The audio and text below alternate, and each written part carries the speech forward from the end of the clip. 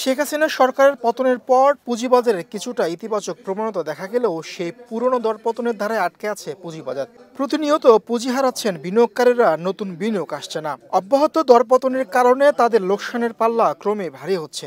দিন যত যাচ্ছে শেয়ার বাজারে ক্রেতা সংকট তত প্রকট হচ্ছে।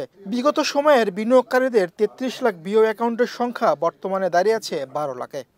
আপনার যে আমাদেরকে লাইসেন্সটা দেয় সেটা অফিসে ঠিকভাবে হ্যান্ড করা হয় না, এই কারণেও আপনার সাসপেনশন আসছে। শনিবার রাজধানী ঢাকা ক্লাবে আসন্ন ২৫-২৬ অর্থ বছরে জাতীয় বাজেট বিষয়ে এক আলোচনায় ডিএসই ব্রোকার্স অ্যাসোসিয়েশন অব বাংলাদেশের নেতৃত্ববৃন্দরা। এদিন ঢাকা স্টক এক্সচেঞ্জের পরিচালক মিনাস মান্নান ইমন, শাকিল রেজভী, ডিবিএ সভাপতি সাইফুল ইসলাম সহ অন্যান্যরা উপস্থিত ছিলেন।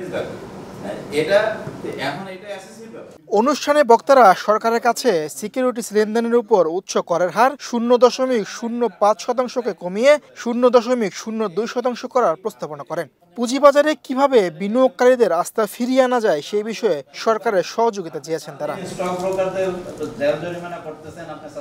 আস্থা সংকট পুঁজিবাজারের সব সমস্যা বর্তমান সরকারের সময়ে সম্ভব বলে মনে করেন ডিবিএ সভাপতি সাইফুল ইসলাম। বর্তমান সরকারের আমলেই আমাদের মূল সমস্যাগুলি সমাধান চাচ্ছি, কারণ আমরা বারবার বলে আসছি যে আপনার একটা ইন্টিরিয়র গভর্নমেন্টের সময়, নন পার্টিশন গভর্নমেন্টের সময় অনেক সমস্যার সমাধান করাটা অনেক সহজ হয়, কারণ এখানে কোনো ভেস্টেড গ্রুপ থাকে না, পলিটিক্যাল ইন্টারেস্ট থাকে না, অ্যালাইনমেন্ট থাকে না।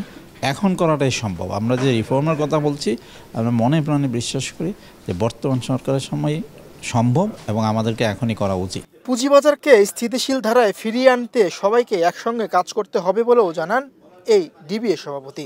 প্রথম পরামর্শ হচ্ছে যে স্টেক হোল্ডার্স ডায়ালগ, যে আমরা যারা আছি তাদের সাথে regulator and the government should have open discussion and continuous বেসিসে, এবং সেখানে কি করলে আমরা, এটা তো আমাদের একটা সম্মিলিত প্রয়াস। আমি এককভাবে কিছু করতে পারবো না, বিসেক বা গভর্নমেন্ট বা স্টক এক্সচেঞ্জ এককভাবে করতে পারবো না। So it's a team work. আমাদের মধ্যে স্টেক হোল্ডার ডায়ালগটা মোটেই দেখতে পাচ্ছি না, আমরা বহু বছর ধরে দেখতে পাচ্ছি না।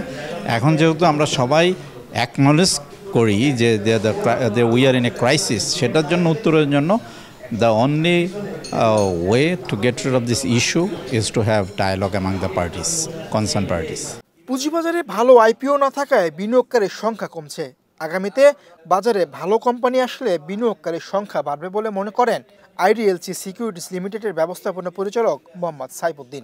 দেখেন, প্রোডাক্ট কিন্তু নেই, আপনার ইনভেস্টমেন্টটা করবে কিসে? এখন আমি যে বলতেছি যে ওকে, ম্যাক পপুলেশন 3.5 কোটি মানুষ, দিস ইজ ভেরি অ্যাম্বিশাস কথা, ঠিক আছে, তো কিন্তু এদেরকে ক্যাপিটাল মার্কেটে যারা কিনবেটা কি?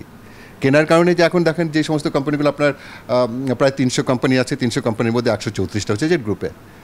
How come that quality investment হতে পারে সেগুলোতে? তারপর লাস্ট 134টা আপনার কোম্পানি আসছে লাস্ট 15 ইয়ার্সে, এবং এই কোম্পানিগুলোর মধ্যে প্রায় 43টা কোম্পানি হচ্ছে জেড গ্রুপে চলে গেছে, এবং সেগুলো আর বাকিগুলো কিন্তু যাওয়ার পথে। তার মানে কি ইস্যুগুলো বা কোন ধরনের আইপিওগুলো বাংলাদেশ মার্কেটে এসেছে এটা খুব সহজেই অনুমেয়। তো এই সমস্ত কোম্পানিগুলোতে তো আমরা ইনভেস্টরদেরকে ডেকে বলতে পারি না যে তোমরা এগুলোতে ইনভেস্ট করো। হ্যাঁ, তো এখন এই জিনিসগুলো অবস্থা ছিল আর কি সেই সময়। এখন সামনের দিকে আমি মনে করি যে দেখুন, বাংলাদেশে যেগুলো গভর্নমেন্ট এন্টারপ্রাইজ যেগুলো আছে, স্টেট ওন্ড এন্টারপ্রাইজগুলো আছে, এগুলোর মধ্যে অনেকগুলো কোম্পানি আছে কিন্তু খুবই তাদের ক্যাপটিভ ইনকাম আছে, এবং তারা কিন্তু সামনের দিকে ভবিষ্যৎ তাদের কিন্তু খুবই ভালো, এবং এইটা আসা আমি জরুরি মনে করি। এটার কারণে দুটো এখানে সুবিধা হবে। একটা হচ্ছে এই সমস্ত পোটেনশিয়াল হাই পোটেনশিয়াল কোম্পানিগুলোতে আমাদের এই বিনিয়োগকারীরাও ইনভেস্ট করার সুযোগ পাবে। আর একটা জিনিস হবে যে